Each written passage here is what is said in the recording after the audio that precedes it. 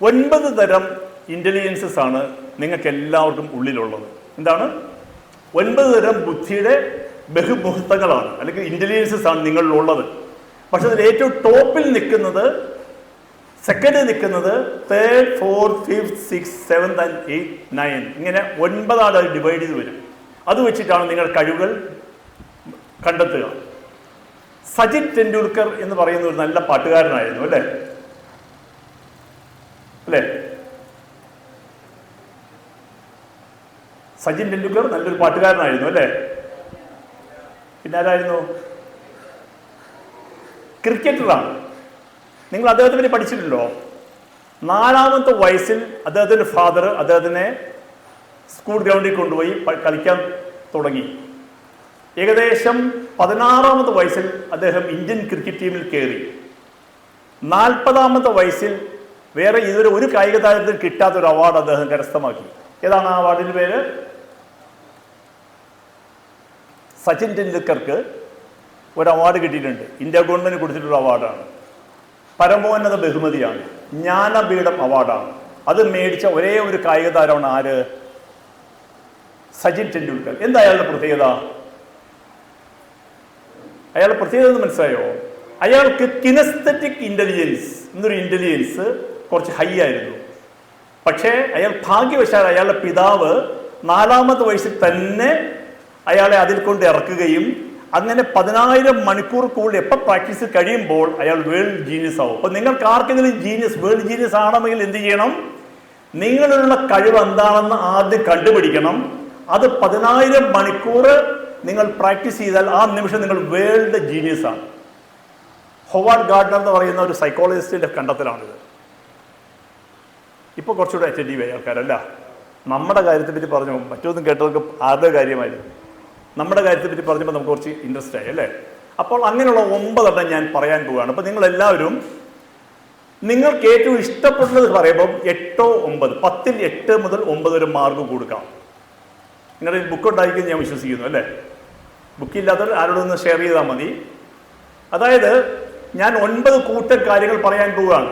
ഓരോ കൂട്ടം പറയുമ്പോഴും അതിനകത്ത് നിങ്ങൾക്ക് ഇൻട്രസ്റ്റ് ഉണ്ടെങ്കിൽ, നല്ല ഇൻട്രസ്റ്റ് ഉണ്ടെങ്കിൽ 8 അല്ലെങ്കിൽ 9 മാർക്ക് കൊടുക്കാം.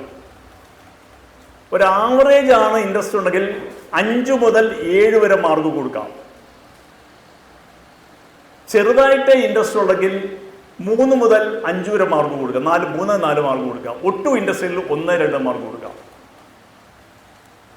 ഞാൻ പറഞ്ഞത് മനസ്സിലായോ നിങ്ങൾക്ക്? ഒരാൾ എഴുതിരുന്ന് പറയാം, ഞാൻ ഇപ്പം എന്താ പറഞ്ഞതെന്ന് പറയാമോ?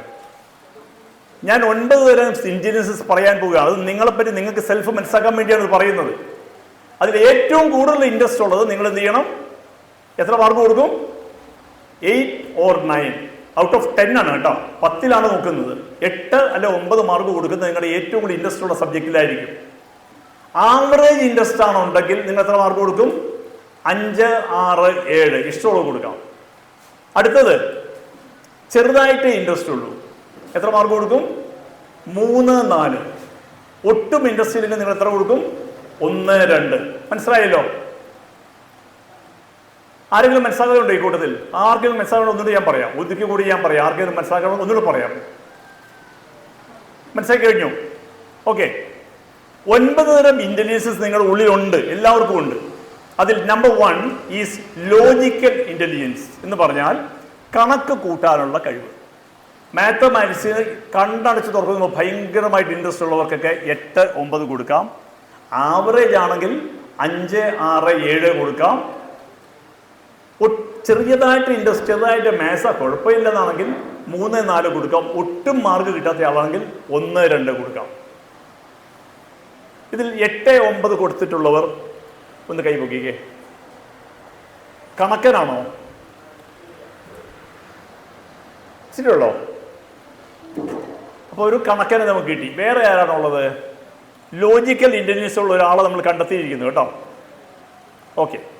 ഇനിയും വരാനുണ്ട്, 8 വരാനുണ്ട്. ഇതുകൊണ്ട് മാത്രമായില്ല. അതിൽ ഏറ്റവും ടോപ്പാണ് കണ്ടുപിടിക്കേണ്ടത്. ഇപ്പോൾ ഒരു കാര്യം മനസ്സിലായി. ആളുടെ പേരെന്താണ്? What's name? മനു.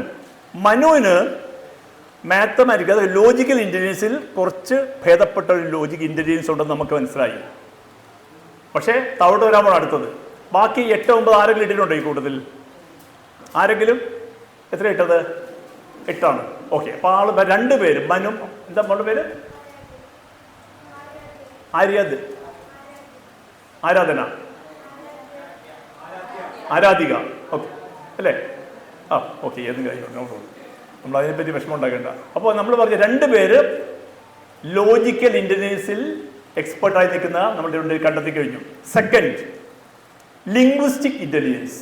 അവർക്ക് നല്ല ലാംഗ്വേജ് ഉണ്ടാവും. അവർക്ക് ലാംഗ്വേജിനോട് ഭയങ്കര സ്നേഹമായിരിക്കും. ഞാൻ ഇന്ന് രാവിലെ ആരോട് സംസാരിച്ച് പറഞ്ഞു, എനിക്ക് മലയാളത്തിനോടാണ് ഏറ്റവും കൂടുതൽ ഇഷ്ടം. ആരാ പറഞ്ഞത്? അവിടെ ഇരിപ്പുണ്ട് ഒരു മലയാളംകാരൻ. അപ്പോൾ ഞാൻ മലയാളത്തിനോട് മാത്രമേ ഉള്ളൂ, ഇംഗ്ലീഷ് ഹിന്ദിയോടൊന്നും അത്ര. അവർക്ക് പൊതുവേ ലാംഗ്വേജ്, അവർ നന്നായിട്ട് കവിത എഴുതും, ചിലപ്പോൾ മറ്റു പലതും എഴുതിയെന്ന് വരും. നല്ല ഭാഷ, നല്ല ലാംഗ്വേജ് അവർക്കുണ്ടാവും.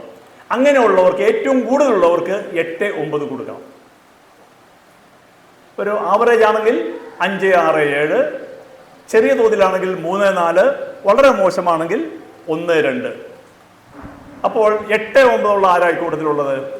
ഇതായിരിക്കുന്നു ലിംഗ്വിസ്റ്റിക് ഇന്റലിജൻസ് മാൻ. ഇവിടെ 2 പേര് യുവർ ഓൾസോ അല്ലേ? ഓക്കെ. അപ്പോൾ ഇത് നിങ്ങൾ നോട്ട് ചെയ്യണം. അപ്പം എൻ്റെ ഇന്റലിജൻസ് ടോപ്പിൽ നിൽക്കുന്നത് 1. ഇപ്പം ആദ്യത്തെ മനുവിന് ചിന്തിക്കാം, എൻ്റെ ഇന്റലിജൻസ് ടോപ്പിൽ നിൽക്കുന്ന 1 അത് ടോപ്പ് മോസ്റ്റ് അല്ല, ടോപ്പിൽ നിൽക്കുന്ന 1 ഏത്? Logical intelligence. അപ്പോൾ നമ്മുടെ പ്രൊഫഷനായിട്ട് ബന്ധപ്പെട്ട് വരികയുമ്പോൾ നിങ്ങൾ പോകുമ്പോൾ ഈ പ്രൊഫഷനായിട്ട് നിങ്ങൾ എടുക്കേണ്ട സബ്ജക്റ്റ്, പ്രൊഫഷൻ എല്ലാം അതാണെങ്കിൽ നിങ്ങൾ ഒരിക്കലും ഉഴപ്പില്ല, നിങ്ങൾ ഒരിക്കലും കൺജസ്റ്റഡ് ആവില്ല, ഭയങ്കര റിലാക്സ്ഡ് ആവും. ഇപ്പോൾ ഒരു ഉദാഹരണം ഞാൻ പറയാം. നിവിൻ പോളി എന്ന് പറയുന്ന ഒരാളുണ്ട്. ആരാത്? ഒരു ആക്ടറാണ് അല്ലേ? ആൾ പഠിച്ചിരുന്നത്, എഞ്ചിനീയറായിരുന്നു. പക്ഷേ കുറച്ച് കഴിയുമ്പോൾ പുള്ളിക്ക് ആ സബ്ജക്റ്റ് IT എഞ്ചിനീയറായിരുന്നു, ബാംഗ്ലൂരായിരുന്നു. ആൾക്ക് അവിടെ നിൽക്കാൻ പറ്റുന്നില്ല. ആളുടെ ഇൻ്റലിജൻസ് വേറെ, ഹയർ ഇൻ്റലിജൻസ് വേറെ അയാൾ കണ്ടെത്തി. അയാൾ നേരെ ആക്ടിങ്ങിലേക്ക് വന്നു. ഇപ്പോൾ അയാൾക്ക് ഒരു പടത്തിന് 2 കോടി രൂപ കിട്ടുന്നുണ്ട്. മറ്റേ അയാൾ ടോട്ടൽ വർക്ക് ചെയ്താൽ 2 കോടി കിട്ടുമെന്ന് സംശയം. അപ്പോൾ ഇൻ്റലിജൻസ് ടോപ്പ് കണ്ടെത്തുന്നത് തന്നെയാണ് നിങ്ങളുടെ മഹാഭാഗ്യം. അപ്പോൾ അതിനെയാണ് നമ്മൾ ഈ സബ്ജക്റ്റ് പറയുക. ഇത് വെച്ച് നമ്മൾ കാൽക്കുലേറ്റ് ചെയ്യും. അപ്പോൾ രണ്ടാമത്തെ ഞാൻ പറഞ്ഞു കഴിഞ്ഞു, ലാംഗ്വേജ് ആയിരുന്നു. അതിൽ 8, 9 പേര് എത്ര പേരുണ്ട്? 1, 2, 3, 4 അല്ലേ? 4 പേരുണ്ട്. നിങ്ങളത് നോട്ട് ചെയ്യണം. പ്രത്യേകം നിങ്ങൾ നോട്ട് ചെയ്യണം ഏതാണ് ടോപ്പ് എന്നുള്ളത് കേട്ടോ. മറ്റുള്ള ഓർത്തിരിക്കില്ല, നിങ്ങൾ തന്നെ ഓർത്തിരിക്കണം. Third, visual intelligence. അങ്ങനെയുള്ളവർ നന്നായി പടം വരയ്ക്കും, നന്നായി ഫോട്ടോഗ്രാഫി ചെയ്യും. അവർക്ക് സിനിമ കാണാൻ ഭയങ്കര ഇഷ്ടമാണ്. ഒരു സിനിമ കണ്ടാൽ നമ്മൾ കാണാത്ത പലവർ കാണും, കുറച്ച് ഡീപ്പർ ലെവലിൽ കാണും. അവരുടെ വിഷ്വൽ ഇൻ്റലിജൻസ് ഹൈ ആയിരിക്കും. അങ്ങനെയുള്ളവർ ആരെങ്കിലും ഉണ്ടെങ്കിൽ അവർക്ക് 8, 9, 5, 6, 7, 3, 4, 1, 2 ഇടാം. 8, 9 പ്ലീസ് റൈസ് യു ഹാൻഡ്. അങ്ങനെ ഓക്കെ. 4 പേര് വീണ്ടും ഇവിടെ വിഷ്വൽ ഇൻ്റലിജൻസുകാരുണ്ട്. അപ്പം നിങ്ങൾ ശ്രദ്ധിക്കണം, ശ്രദ്ധിക്കണം. ആദ്യത്തെ ലോജിക്കലിലും നമുക്കുണ്ട്, വിഷ്വലിലും നമുക്കുണ്ട് അല്ലേ? ഓക്കെ, അത് നോട്ട് ചെയ്തോളാം. Fourth, auditory intelligence. Auditory intelligence വെച്ചാൽ ശബ്ദങ്ങൾ കൊണ്ട്, നാദബ്രഹ്മം. അങ്ങനെയുള്ളവർ നന്നായി പാടും, മ്യൂസിക് ഡയറക്റ്റ് ചെയ്യും. റസൂൽ പൂക്കുറ്റി പോലെ സൗണ്ട് എഞ്ചിനീയർ, സൗണ്ടുമായിട്ട് ബന്ധപ്പെട്ട. റസൂൽ പൂക്കുറ്റിയുടെ പ്രത്യേകത എന്താണ്? നിങ്ങൾ ഈ പടം കണ്ടോ? പഴശ്ശി രാജാവ് എന്നൊരു പടം കണ്ടിരുന്നോ? അതിനകത്ത് ആ വാളുടെ മാത്രമല്ല, ഒരു ടീം ഇങ്ങനെ ജാഥയായിട്ട് വരുമ്പോൾ പുല്ലുകൾ ഇങ്ങനെ കാറ്റത്ത് പറക്കുന്ന സൗണ്ട് നമുക്ക് കേൾക്കാം. ആ പുല്ല് പറക്കുന്ന കാണുന്നതല്ല, പുല്ല് പറക്കുമ്പോൾ നമ്മളെ ശരിക്കും അതിന് ഇമ്പൾസ് ചെയ്യുന്ന എന്താണ്? ആ ഒരു സൗണ്ട് ഉണ്ട്. അതിനുവേണ്ടി തന്നെ പുല്ല് അവിടെ പോയി ഷൂട്ട് ചെയ്താണ് പറയുക. അപ്പോൾ സൗണ്ടുമായി ബന്ധപ്പെട്ട ഒത്തിരി ആൾക്കാരുണ്ട്. അവർക്ക് പാട്ടിനോട് അദമ്യമായ ഒരു ഉദാഹരണം ഞാൻ പറയാം. R. A. ശേഖറിൻ്റെ മകനായിരുന്നു ഇന്നത്തെ നമ്മുടെ AR റഹ്മാൻ. റഹ്മാൻ്റെ ഫാദർ ഒരു ഹിന്ദു ആയിരുന്നു. ഹി ഹാസ് കൺവേർട്ടഡ് ടു മുസ്ലിം. ഈ റഹ്മാൻ ചെറുപ്പകാലം ഭയങ്കരമായ ദാരിദ്ര്യമായിരുന്നു. അർജുനൻ മാഷിൻ്റെ കൂടെ പോയി മ്യൂസിക് പഠിക്കും, പകൽ പോയി പഠിക്കും, രാത്രി 6 മണിക്കൂർ കൂടുതൽ പ്രാക്ടീസ് ചെയ്യും. ഞാൻ മുമ്പൊരു വർത്തമാനം നിങ്ങളോട് പറഞ്ഞു, നിങ്ങളുടെ ഇൻ്റലിജൻസ് മനസ്സിലാക്കി കഴിഞ്ഞാൽ 10,000 മണിക്കൂർ നിങ്ങൾ പ്രാക്ടീസ് ചെയ്യുന്ന നിമിഷം നിങ്ങൾ ആരായി മാറും? World genius. AR Rahman world genius ആയില്ലേ? ഓസ്കാർ മേടിച്ച ഒരു മ്യൂസിഷ്യനാണ് ആര്? AR റഹ്മാൻ. അപ്പം ഞാൻ പറഞ്ഞത്, മ്യൂസിക്കലിലാണെങ്കിൽ നിങ്ങളുടെ ഏതിലാണോ നിൽക്കുന്നത്, ഏറ്റവും ടോപ്പ് മോസ്റ്റ് നിൽക്കുന്നത് നിങ്ങൾക്ക് മനസ്സിലാക്കാൻ പറ്റണം. അങ്ങനെ മ്യൂസിക്കൽ ഉയർന്ന 8, 9 ഉള്ളവർ പ്ലീസ് റൈസ് യു ഹാൻഡ്. മ്യൂസിക്കിൽ ഉയർന്ന ലെവലുള്ളവർ കൈവക്കുക. നമ്മുടെയൊക്കെ വരുന്നേ ഉള്ളൂ കേട്ടോ. ആ തടി കുറഞ്ഞ ആളുണ്ടല്ലോ, ആളുടെയൊക്കെ വരുന്നേ ഉള്ളൂ പുറകെ. മ്യൂസിക്കിൽ ആരൊക്കെ ഉണ്ടോ? 8-9 മ്യൂസിക്കിൽ ഉണ്ട്. അതേ ഒരു കൊച്ചു മിടുക്കിയുടെ മ്യൂസിക്കിൽ. അപ്പോൾ മോളെ കുറിക്കണം, എനിക്ക് മ്യൂസിക്കിൽ കുറച്ച് സ്പെഷ്യൽ ഗിഫ്റ്റ് ഉണ്ട് ഫ്രം ഗോഡ് എന്ന് മനസ്സിലാക്കണം. അപ്പോൾ നമ്മളിപ്പോൾ എത്ര എണ്ണം പറഞ്ഞു? 4 എണ്ണം പറഞ്ഞു. 5th is kinaesthetic intelligence. Kinaesthetic intelligence എന്ന് പറഞ്ഞാൽ അതാണ് നമ്മുടെ സച്ചിൻ ടെണ്ടുൽക്കറുടെ അല്ലെങ്കിൽ നിവിൻ പോളിയുടെ, മോഹൻലാലിൻ്റെ. അതായത് സ്പോർട്സ്, അവർ ബോഡി ഫീച്ചേഴ്സ് ഭയങ്കര മൂവ്മെൻ്റ് ആയിരിക്കും. അവർക്ക് ബോഡി ഫീച്ചേഴ്സ്, അവർക്ക് അനങ്ങിയില്ലെങ്കിൽ എന്തെങ്കിലും ചെയ്തില്ലെങ്കിൽ അവർക്ക് ഉറക്കം വരില്ല. അപ്പോൾ അങ്ങനെയുള്ളവർക്ക് ഞാൻ നേരത്തെ പിന്നീട് പറയാം. അപ്പോൾ ആ ബോഡി ഫീച്ചേഴ്സ്, ഡാൻസിങ്, ആക്ടിങ് എല്ലാം ഈ ഇതുമായിട്ട് ബന്ധപ്പെട്ടതാണ്. അപ്പോൾ സ്പോർട്സിൽ നല്ല വിരുത് കാണിക്കുക, ഡാൻസിന് വിരുത് കാണിക്കുക, ആക്ടിങ്ങിന് വിരുത് കാണിക്കുന്നുണ്ടെങ്കിൽ നിങ്ങളുടെ കിനസ്തെറ്റിക് ഇന്റലിജൻസ് കുറച്ച് അപ്പർ ലെവലാണ്. അപ്പോൾ അങ്ങനെയുള്ളവർക്ക് 8-9 ലെവലുണ്ടെങ്കിൽ നിങ്ങൾക്ക് അത് നോട്ട് ചെയ്തിട്ട് പറയാം. എത്ര പേരുണ്ടത്? എൻ്റെ ഈ ഇരിക്കുന്ന മുഴുവൻ ഈ റേഞ്ച് കൂടുതൽ കിനസ്തെറ്റിക് ആണ് അല്ലേ? ഈ അടുത്ത കാലത്ത്, ഓക്കെ താങ്ക് യു, ഈ അടുത്ത കാലത്ത് ഞാൻ സ്കൂളിൽ ഇതുപോലെ സെഷനിൽ പോയി. അപ്പോൾ ടീച്ചേഴ്സ് പറഞ്ഞു ഞങ്ങളുടെ സ്കൂളിൽ ഒരു 10-20 പേരുണ്ട് ഉഴപ്പന്മാരായിട്ട് കുറേ ആൾക്കാർ, ഒരു രക്ഷയില്ല അവരെ കൊണ്ട്, വളരെ മോശമാണ്. പെണ്ണുങ്ങളോടൊക്കെ വളരെ മോശമായി പ്രവർത്തിക്കുക, ചെറിയ തോതിൽ MDMA, അതുപോലെ ഡ്രഗ്സ് അഡിക്ഷൻ, കുറേ പ്രോബ്ലംസ് ഉണ്ട്. സാർ ഇവർക്ക് വേണ്ടി എന്തെങ്കിലും ചെയ്യാൻ പറ്റുന്നതാണ് അവർ ചോദ്യം. നമ്മുടെ കോൺസെപ്റ്റ് അനുസരിച്ച് ഉഴപ്പനായിട്ട് ആരുമില്ല. അങ്ങനെ ആരെങ്കിലും ഉണ്ടോ? ജനിച്ചു വരുമ്പോൾ ഉഴപ്പനായിട്ട് ജനിക്കുന്നുണ്ടോ ആരെങ്കിലും? ഇല്ല. അവർക്ക് ഉഴപ്പുണ്ടാകാനുള്ള കാരണം പ്രധാനമായും അവരുടെ മെയിൻ ഇന്റലിജൻസിന് സപ്പോർട്ട് കിട്ടുന്നില്ലെന്നുള്ളതാണ്. അപ്പം ഞാൻ ഇവരെ വിളിച്ചു വരുത്തി ഓരോരുത്തരായിട്ട് ക്ലോസ് ആയിട്ട് കൗൺസിൽ ചെയ്തപ്പോൾ പലരും നിങ്ങളെപ്പോലെ സ്പോർട്സ് ഇൻട്രസ്റ്റ് ഉള്ളവരാണ്, പക്ഷേ വീട്ടിൽ സമ്മതിക്കില്ല. ഈ സ്കൂളിൽ കുറച്ച് ഡിസിപ്ലിൻ കൂടുതലുള്ള സ്കൂളായതുകൊണ്ട് അവിടെ അവർ ചില പഠിത്തം മാത്രം മതി, ബാക്കിയുള്ള കുറേശ്ശെ മതി എന്ന കണ്ടീഷനിൽ നിർത്തിക്കുന്ന ആൾക്കാർ. അപ്പോൾ നമ്മൾ എന്ത് ചെയ്തു? ഈ കുട്ടികൾക്ക് വേണ്ടി ഒരു ടീം ഉണ്ടാക്കി. ഒരു ടീം, അവർക്ക് ഇഷ്ടപ്പെട്ട ഫുട്ബോൾ ടീമായിരുന്നു. ഫുട്ബോൾ ടീമായപ്പോൾ ഇവരെല്ലാവരും ഉഴപ്പ് മാറിയെന്ന് മാത്രമല്ല പഠിക്കാനും സ്കൂളിൽ ബെസ്റ്റ് പേഴ്സണാലിറ്റീസായി മാറിയവർ. മനസ്സിലായോ? അപ്പം നിങ്ങൾക്ക് ഉഴപ്പ് അല്ലെങ്കിൽ ഒരു അകാരണമായിട്ടുള്ളൊരു ലിതാർജിസം, ഒരു മടി ഒക്കെ ഉണ്ടാകുന്നുണ്ട് നിങ്ങളുടെ, അതിൻ്റെ അർത്ഥം നിങ്ങളുടെ മെയിൻ ഇൻ്റലിജൻസിന് സപ്പോർട്ട് കിട്ടുന്നില്ല. ഞാൻ ഉദാഹരണം എൻ്റെ മകൻ വഴി തെളിയിക്കാം. ഞാൻ ഈ പ്രോഗ്രാം ചെയ്യുന്ന ആളാണ്. എൻ്റെ മകൻ ഇപ്പോൾ 28 വയസ്സുണ്ട്. അയാളൊരു 8ാം ക്ലാസ്സിൽ പഠിക്കുന്ന സമയത്ത് ICSE സിലബസിലായിരുന്നു. ടീച്ചർ എന്നെ വിളിച്ചു, ഇയാളെ ഈ സ്കൂളിൽ പഠിപ്പിക്കാൻ പറ്റില്ല എന്ന് പറഞ്ഞു. ഞാൻ ചോദിച്ചപ്പോൾ പറഞ്ഞു ഇയാൾ വളരെ മോശം പെർഫോമൻസാണ്, ഒന്നും പഠിക്കില്ല. രണ്ടാമത് കോപ്പി അടിച്ചേ പുള്ളി പരീക്ഷ എഴുതുകയുള്ളൂ.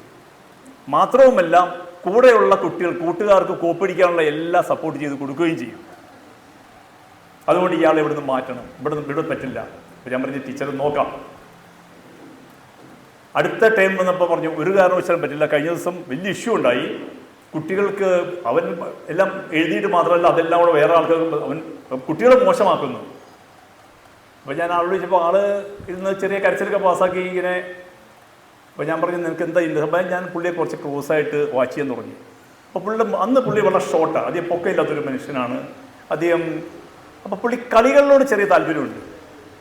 അപ്പോൾ ഞങ്ങളുടെ ഒരു തീർപ്രകാരം ഈ നടുക്കത്തെ വിരൽ, ഇതിൻ്റെ മുകളിലുള്ള റിഡ്ജസ്, അതിലുള്ള റിഡ്ജസിൽ ഈ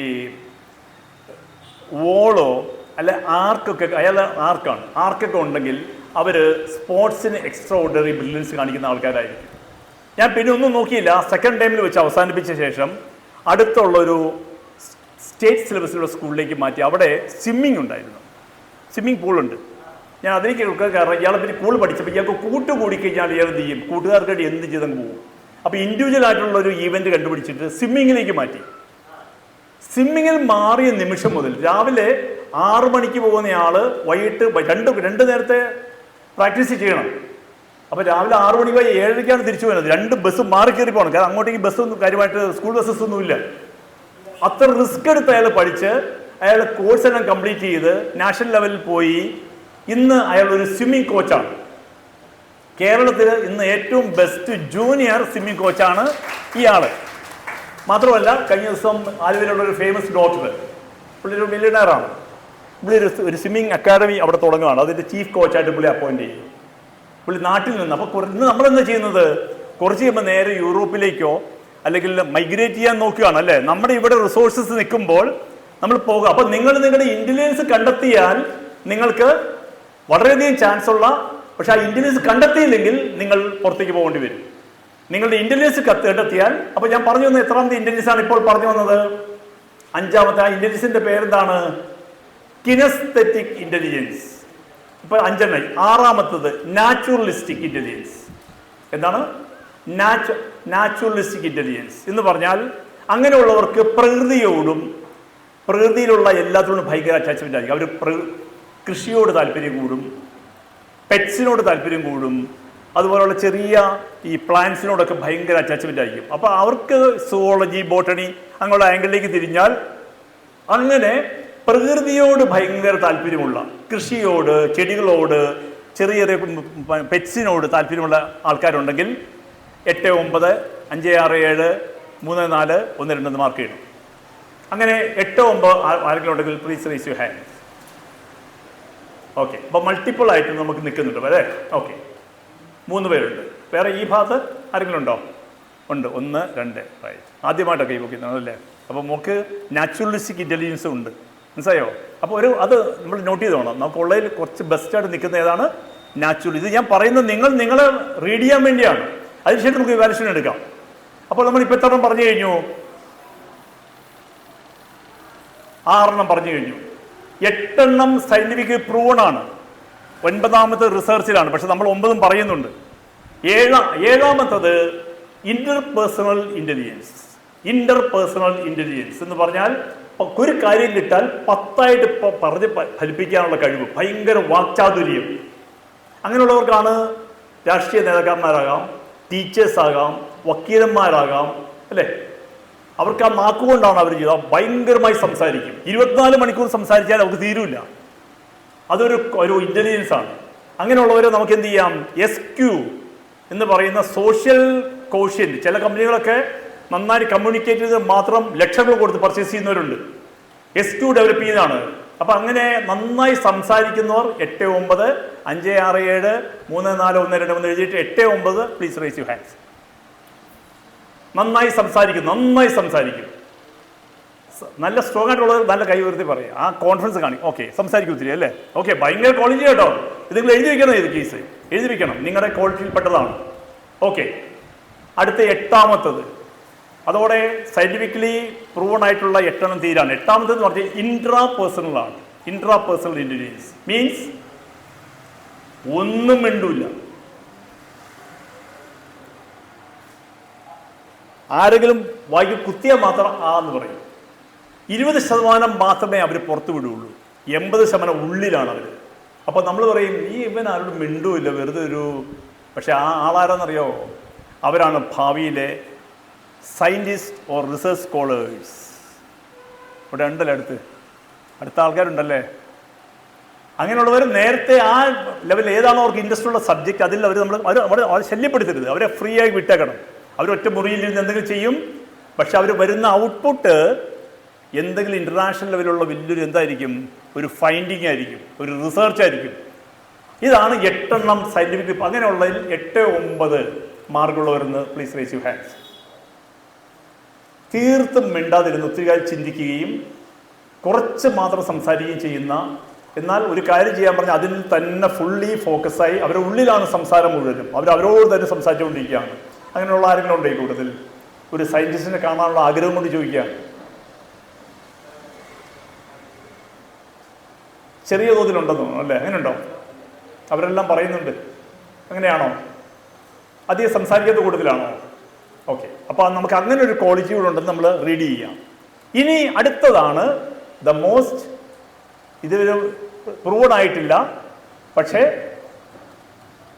ഇതാണെന്ന് ലോകത്തിൽ ഏറ്റവും കൂടുതൽ വാല്യുബിൾ ആയിട്ടുള്ള സാധനം. That is existential intelligence. Existential intelligence 3ആയിട്ട് തിരിച്ചിട്ടുണ്ട്.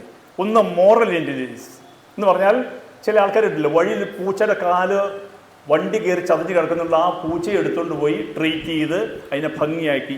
അങ്ങനെ മോറൽ ഇൻ്റലിജൻസ്. അവർക്കത് സഹിക്കാൻ പറ്റില്ല. വേറൊരാളുടെ ദുഃഖം കണ്ടു കഴിഞ്ഞാൽ അവരെല്ലാം മറന്ന് അവർക്ക് വേണ്ടി എന്ത് ചെയ്യും? നമ്മൾ നിനക്ക് വേറെ പണിയില്ലെന്ന് ചോദിക്കും. പക്ഷെ അവരുടെ ഇൻ്റലിജൻസ് എന്താണ്? മോറൽ ഇൻ്റലിജൻസ് ആണ്. It's A kind of spirituality. അതാണ് മോറൽ ഇൻ്റലിജൻസ്, അതിൻ്റെ രണ്ടാമത്തെ ഘടകം എക്സിസ്റ്റൻഷ്യൽ ഇൻ്റലിജൻസ്. അവരുടെ പ്രത്യേകത വെച്ചാൽ അവരാണ് ആത്മാവുണ്ടോ, ഇതിൻ്റെയൊക്കെ മുകളിൽ, ഈ മനുഷ്യൻ്റെ കഴിവ് മുകളിൽ എന്തെങ്കിലും ദൈവമുണ്ടോ എന്നൊക്കെ ചിന്തിക്കുന്ന ഈ ഫിലോസോഫേഴ്സ് അവരാണ്.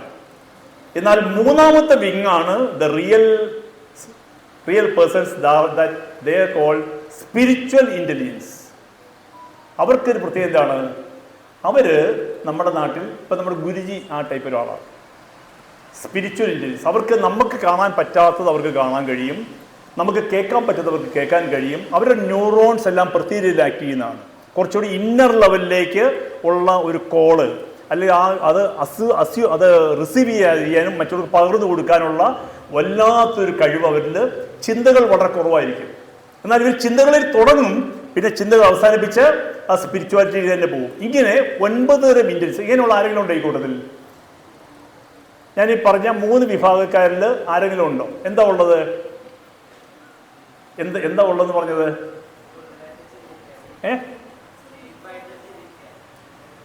ഡീപ്പായിട്ട് ചിന്തിക്കുക. അതിനുശേഷം ഞാനീ പറഞ്ഞ സ്പിരിച്വൽ ഇത് മനസ്സിലായോ? എക്സിസ്റ്റൻഷ്യൽ വെച്ചാൽ നമ്മൾ മറ്റുള്ള ചിന്തിക്കാത്ത കാര്യങ്ങളായിരിക്കും ചിന്തിക്കുക. ആത്മാവുണ്ടോ, മരണത്തിന് ശേഷം എന്താണ് സംഭവിക്കുക, അല്ലെങ്കിൽ സ്പിരിച്വലായ കാര്യങ്ങൾ, ഭയങ്കരമായ ഭക്തിയും അതുപോലെ ഡിവോഷനും അതുപോലെ കാര്യങ്ങളിൽ വളരെ ഡീപ്പ് റൂട്ടഡ് ആയിരിക്കും. ഇങ്ങനെയുള്ള 9 തരം ഇൻ്റലിജൻസസ് ആണ് നമ്മളിലെല്ലാം ഉള്ളത്. ഇനി നിങ്ങൾ ചെയ്യേണ്ടത്, ഇതിൽ ഇപ്പോൾ നിങ്ങൾക്ക് ഉണ്ടതെന്ന് പറയുന്നതിൽ ഉള്ളതിൽ ഏറ്റവും ടോപ്പ് ഏതാണെന്ന് പറഞ്ഞിട്ട് ഓരോരുത്തരും പറയണം. ഇപ്പോൾ നിങ്ങൾക്ക് ചിലപ്പോൾ അവിടെ കുട്ടി മൾട്ടിപ്പിൾ ആയിട്ടുണ്ട്, പക്ഷെ ആ ഉള്ളതിൽ ഏറ്റവും ടോപ്പ് ഏതാണ്? ഞാൻ സൂചിപ്പിക്കുന്നത് അതിൽ വേണം നിങ്ങൾ നിങ്ങളുടെ പ്രൊഫഷൻ എടുക്കാനും നിങ്ങളുടെ കരിയർ എടുക്കുവാനും. അങ്ങനെ എടുത്താൽ നിങ്ങൾ ക്രിയേറ്റിവിറ്റി 100 വയസ്സായാലും നിങ്ങൾക്ക് ക്രിയേറ്റിവിറ്റി ചെയ്യാൻ കഴിയും. എന്ന് മാത്രമല്ല, നിങ്ങൾ ഭയങ്കര എക്സൈറ്റഡ് ആയിരിക്കും എപ്പോഴും. കാരണം നിങ്ങൾ ക്രിയേറ്റിവിറ്റി ചെയ്യുന്നു, നിങ്ങളുടെ ബ്രെയിൻ സപ്പോർട്ട് ചെയ്യുന്നു, വീണ്ടും ക്രിയേറ്റിവിറ്റി ചെയ്യുന്നു.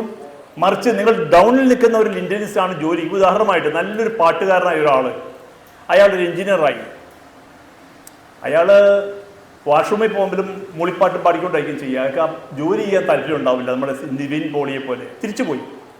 അങ്ങനെ പോയാൽ ഭയങ്കരമായ സ്ട്രെസ് വന്നിട്ട് സ്ട്രെസ് ഹോർമോൺ കൂടിയിട്ട് ഞാൻ മുമ്പ് സൂചിപ്പിച്ച പോസിറ്റീവ് ഹോർമോൺസ് എല്ലാം ഡൗൺ ട്രെൻഡിൽ വരികയും ആള് വിലയില്ലാത്തൊരു മനുഷ്യനായി മാറുകയും ചെയ്യും.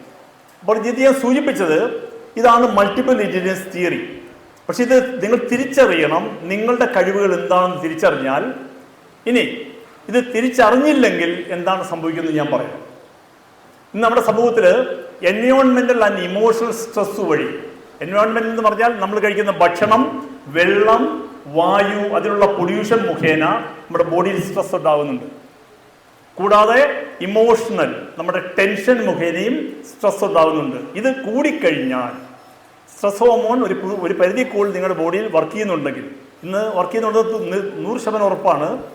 സമൂഹത്തിൽ എല്ലാവർക്കും ഭയങ്കരമായി ടെൻഷനുണ്ട്. കഴിക്കുന്ന ഭക്ഷണം ഞാൻ പറയാതെ നിങ്ങൾക്ക് അറിയാം അല്ലേ? നമ്മളെല്ലാം പുറത്തു പോയി കഴിക്കുന്ന ഭക്ഷണവും വീട്ടിൽ മേടിച്ചുണ്ടാക്കി കഴിക്കുന്ന ഭക്ഷണവും എല്ലാം തന്നെ ടോക്സിറ്റി കൊണ്ട് നിറഞ്ഞതാണ്, യാതൊരു സംശയവുമില്ല. അങ്ങനെ ഉണ്ടാകുന്ന സ്ട്രെസ് മുഖേന ഉണ്ടാകുന്ന ആദ്യത്തെ പ്രോബ്ലമാണ് മെമ്മറി ലോസ്. നിങ്ങൾ ഈ സ്ട്രെസ് കൂടിയിട്ടുണ്ടോ എന്നുള്ള അറിയാനുള്ള ഫസ്റ്റ് സിംറ്റമാണ് മെമ്മറി ലോസ്. കൂടെ ഓർക്കാൻ പറ്റുന്നില്ല. പഠിക്കുന്ന കുട്ടികൾക്കുണ്ട്, വലിയവർക്കുണ്ട് ഈ പ്രശ്നം. എല്ലാം ശ്രമിക്കുന്നു, പക്ഷേ ഓർക്കാൻ പറ്റുന്നില്ലെങ്കിൽ മനസ്സിലാക്കിക്കൊള്ളുക, ആ സ്ട്രെസ് നിങ്ങളിൽ സ്റ്റാർട്ടായി കഴിഞ്ഞിരിക്കുന്നു. രണ്ടാമത് അറ്റൻഷൻ ഡെഫിസിറ്റ്. ഒരു കാര്യം പറഞ്ഞാൽ അത് ശ്രദ്ധിക്കാനുള്ള കഴിവ്. ഞാനിവിടെ പറഞ്ഞുകൊണ്ടിരിക്കുകയാണ്, നിങ്ങളുടെ മനസ്സ് വേറെ ആണെങ്കിൽ നിങ്ങൾക്ക് ആ പ്രോബ്ലം ഉണ്ട്, നിങ്ങളുടെ ഉള്ളിൽ സ്ട്രെസ് ഹോർമോൺസ് കൂടുതലാണ്. Attention deficit. മൂന്നാമത്തത് ഫാറ്റിഗ്നെസ്, എപ്പോഴും ക്ഷീണം തോന്നുന്നു, ഒന്നും ചെയ്യാൻ പറ്റുന്നില്ല, എപ്പോഴും ക്ഷീണം തോന്നുക, അത് ഇതിൻ്റെ ഒരു സിംറ്റമാണ്. അമേരിക്കയിൽ എല്ലാം ഉണ്ട്, അവർക്ക് ഇഷ്ടമുള്ള റിച്ചാണ് അവർ. അവിടെയുള്ള ഒരു മെയിൻ അസുഖമാണ് ക്രോണിക് ഫാറ്റിക് സിൻഡ്രോം, അകാരണമായിട്ടുള്ള ക്ഷീണം. എന്താ കാരണം എന്നറിയില്ല, ബോഡി വീക്കാണ്, ഭയങ്കരമായി വീക്കാണ്. അതുകൊണ്ട് ബോഡിക്ക് അടുത്ത സെക്ടർ എന്താണ്? ജനറൽ വീക്ക്നെസ്, ബോഡിയിൽ വീക്ക്നെസ് സ്റ്റാർട്ട് ചെയ്യും. പിന്നീട് സ്ലീപ്പ് ഡിസ്റ്റർബൻസ് വന്നാൽ എന്ത് സംഭവിക്കും? നിങ്ങൾ അഡിക്ഷനിലേക്ക് തിരിയും. ഇന്ന് നമ്മുടെ സമൂഹത്തിൽ കുട്ടികളായ നിങ്ങളിലുള്ള മെയിൻ ഒരു അഡിക്ഷനായിട്ട് കാണുന്നത് മൊബൈൽ ഫോൺ അഡിക്ഷനാണ്. നിങ്ങൾ പോയി കിടക്കുന്നു, കഴിഞ്ഞ ദിവസം ഒരാൾ കൗൺസിലിംഗ് വന്നതാണ്. ഗ്രാൻഡ് അമ്മയും കുട്ടി കൂടിയാണ് വന്നിട്ടുള്ളത്. കുട്ടിയുടെ കയ്യിൽ നിന്ന് ഫോണൊക്കെ മാറ്റി വെച്ചു. കുട്ടി ഓവർ യൂസ് ചെയ്യുമെന്ന് പറഞ്ഞിട്ട് ഫോൺ മാറ്റി. ഈ കുട്ടി എന്ത് ചെയ്യും? ഈ ഗ്രാൻഡ് അമ്മ ഉറങ്ങിക്കഴിയുമ്പോൾ ഒരു 10-11 മണിയൊക്കെ ആകുമ്പോൾ ചെന്ന് ആ ഫോൺ എടുത്ത് 2 മണി വരെ പിന്നെ അത് കളിക്കും. എന്താ കാരണം? ഈ കുട്ടിക്ക് ഉറക്കം വരുന്നില്ല, സ്ലീപ്പ് ഡിസ്റ്റർബൻസസ്. അങ്ങനെയുള്ളപ്പോൾ അത് അഡിക്ഷനിലേക്ക് ചേഞ്ച് ആവും. ഇത് മാറണം. ഇത് വന്നു കഴിഞ്ഞാൽ കുട്ടിക്ക് പിന്നീട് ഇൻഫെക്ഷൻസ്, മറ്റുള്ള ഓരോ പ്രോബ്ലംസും സ്റ്റാർട്ടാവും. നമ്മൾ അഡിക്ഷനെ പറ്റി പറയുന്നുണ്ട്, പക്ഷെ അഡിക്ഷനുള്ള ബേസിക് കാരണം എന്താണ്? എൻവയോൺമെൻറ്റൽ ആൻഡ് ഇമോഷണൽ സ്ട്രെസ് തന്നെയാണ്. അപ്പോൾ ഫുഡിൽ മാറ്റാൻ വേണ്ടി ഞാൻ പറഞ്ഞത്, ഒരു നേരമെങ്കിലും നിങ്ങളുടെ മൈക്രോബുകൾക്ക്, നിങ്ങൾക്ക് നല്ല പോസിറ്റീവ് ഹോർമോൺസ് ഉണ്ടാക്കി തരുന്ന മൈക്രോബുകൾക്കുള്ള ഫുഡ് ചാമ അല്ല കുതിരവാരി എന്ന പേരിൽ കൊടുക്കുക. Nutritions like magnesium, zinc, vitamins, B complex ഒക്കെ നിങ്ങളുടെ ഭക്ഷണത്തിൽ കൂടുതൽ ഉൾപ്പെടുത്തണം. ഇതെല്ലാം ചെയ്തു കഴിഞ്ഞാൽ ഒരു പരിധിവരെ നമുക്ക് അതിൽ നിന്ന് മാറ്റം വരുത്താൻ കഴിയും. പിന്നെയുള്ള ഏറ്റവും ബെസ്റ്റാണ് നമ്മുടെ മെഡിറ്റേഷൻസ് ആൻഡ് യോഗ. യോഗയിൽ തന്നെ പറയുന്നു, ഒരു ശ്വാസം ഒരു ചിന്തയാണ്. ഓവറായിട്ട് ചിന്തിക്കുന്നവർ, കഠിനമായിട്ട് ടെൻഷൻ നിൽക്കുന്നവർ ശ്വാസോച്ഛ്വാസം വേഗതയായിരിക്കും. പ്രാവ് എന്നൊരു ചെറിയ പക്ഷിയുണ്ട്, കുറുപ്രാവ് കേട്ടിട്ടില്ലേ? പ്രാവാണ് പെട്ടെന്ന് ചത്തുപോകുന്നത്. കാരണം എന്താ വെച്ചാൽ അത് പെട്ടെന്ന് ശ്വസിക്കും. അതിൻ്റെ ശ്വാസം വളരെ ഫാസ്റ്റാണ്, ബിക്കോസ് ഓഫ് ഓക്സിഡേഷൻ. പെട്ടെന്ന് ശ്വാസം എടുക്കുമ്പോൾ എന്ത് സംഭവിക്കും? ഓക്സിഡേഷൻ കൂടി, ഏജിങ് പ്രോസസ് കൂടി, പെട്ടെന്ന് മരിച്ചു പോകും.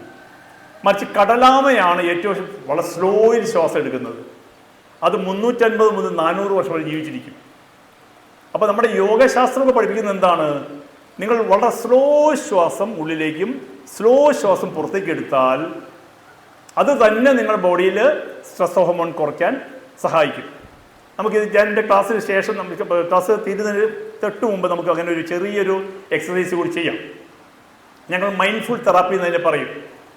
അതായത് ഉള്ളിലേക്ക് പോകുന്ന ശ്വാസം തണുത്തതായിട്ടും പുറത്തേക്ക് പോകുന്നത് ചൂടുള്ളതായിട്ടും നമ്മൾ 1 മിനിറ്റ് തന്നെ ചെയ്യും. അതിനുശേഷം വീണ്ടും തണുത്ത ശ്വാസം ഉള്ളിലേക്ക് പോകുന്നു, പുറത്തേക്ക് പോകുന്നത് സ്നേഹവും നന്ദിയും ഈശ്വരന് സമർപ്പിക്കുന്നു.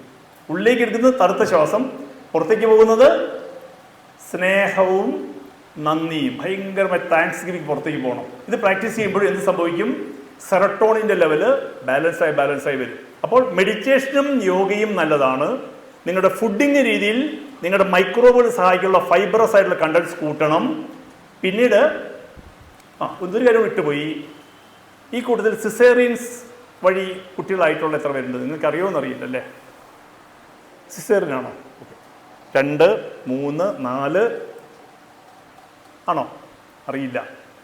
ഓക്കെ, അത് സിസേറിയൻസ് നിങ്ങൾ പറഞ്ഞ് പേടിപ്പിക്കുകയല്ല.